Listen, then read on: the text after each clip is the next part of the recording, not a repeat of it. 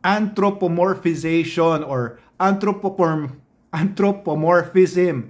Ibig sabihin po niyan, yung ina-attach na natin ng mga human characteristics sa mga animals or dogs in particular, no?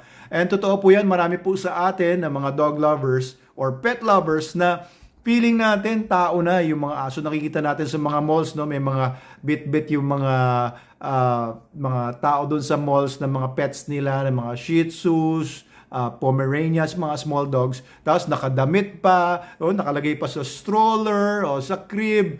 Tapos talagang binibaby nila. So this is very popular ngayon. No? Maraming taong gumagawa niyan at hindi naman sila nahihiya. And they are very proud na ginagawa nilang tao yung mga dogs nila. Now, ito sabi naman ni Miss Berry Muffin 04 sa isang comment tungkol doon sa isang video ko about rabies.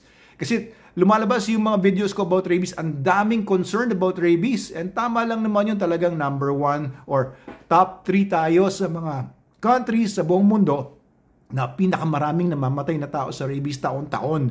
Ngayon, merong opposing na mga beliefs or opposing mga pananaw dito. Ito sabi ni Ma'am Berrios, natawa ko sa manok. Naalala ko pag nauwi kami sa probinsya at magkakatay at maghanda ang nanay ko ng alaga naming manok, hindi namin makain kasi alaga, di ba? Pero normally, ang mga tao ay umakain everyday ng manok, no? Hindi niyo naman kasi kilala, hindi niyo alaga yung mga manok na kinakain sa KFC, sa Jollibee at iba pang mga restaurants.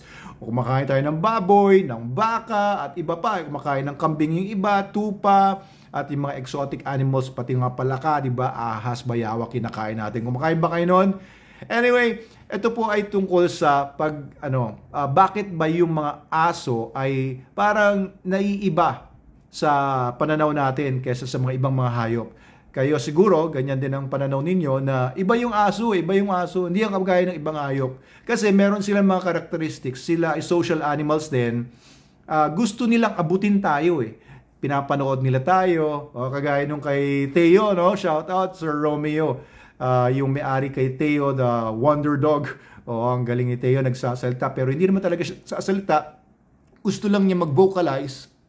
Gusto lang niya abutin yung amo niya. Gusto lang niyang paano makakonect doon sa amo niya because of the bond, di ba? Lakas ng bond natin sa mga dogs natin. So, ang problema naman ngayon, we have so many stray dogs. Ang daming mga stray dogs sa mga kalsada.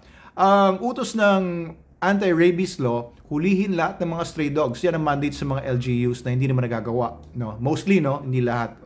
Mas maraming LGUs na hindi nila nagagawa.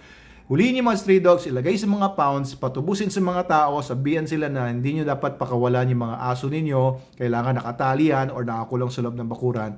Pagmumultahin sila, pagbabayarin, tapos kung walang tumubos, ay ipapa-adapt. Kung may gusto mag-adapt, sige, pwedeng i-adapt. Pero kung wala talagang mag-adapt, patutulugin o chuchugiin or hindi naman hihiwain yung leeg or wala namang hindi naman inhumane yung gagawin. Ang utos ng batas is patutulugin using drugs na bibigay ng veterinaryo. Ito mga dangerous drugs yan na kailangan may lisensya lang ang magbibigay noon. Mahahay lang yung aso, tapos wala na, hindi na siya magigising. Ganun lang ang mangyayari. Mababawasan yung animal population kasi ang totoo niyan, yung rabies nalilipat-lipat nga, and ang vectors niyan primarily is mga stray dogs. Okay? May mga cats, may mga baboy, may mga lahat ng warm-blooded animals ay susceptible sa rabies. Pero 99% ng mga namamatay sa rabies na tao ay dahil sa transmission from dogs. Ayan, ay according sa World Health Organization. So, poll tayo ngayon if you are for euthanization or mercy killing ng mga stray dogs para mabawasan yung population nila para magkaroon tayo ng anti-rabies rabies-free Philippines.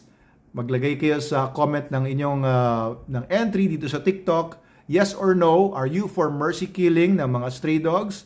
And lagay nyo sa comment section sa baba kung ano pa yung inputs ninyo dyan. Kung hindi kayo yes, hindi rin kayo no, lagay nyo po sa comment section ninyo para mabasa ng iba. Kung kayo naman ay nasa Facebook or YouTube, lagay nyo lang sa comment ninyo kung kayo ay for or against mercy killing ng mga stray dogs para mawala yung mga vectors ng rabies. Or hindi, anong pananaw nyo doon? Meron kasing ibang pananaw naman nila ay kapunin lang yung mga aso, tapos pakawalan din after bakunahan din ng anti-rabies. Kaso every year, kailangan bakunahan yan. So matrabaho yan, saka magastos. And at the same time, marami pang ibang mga problems na idudulot ng mga stray dogs kagaya ng pagkalat ng mga basura, pagkalat ng iba pang mga sakit, kagaya ng mga parasites, kagaya ng distemper, kagaya ng mga worms, worm eggs sa paligid, etc. And nakakos din sila ng accidents, no?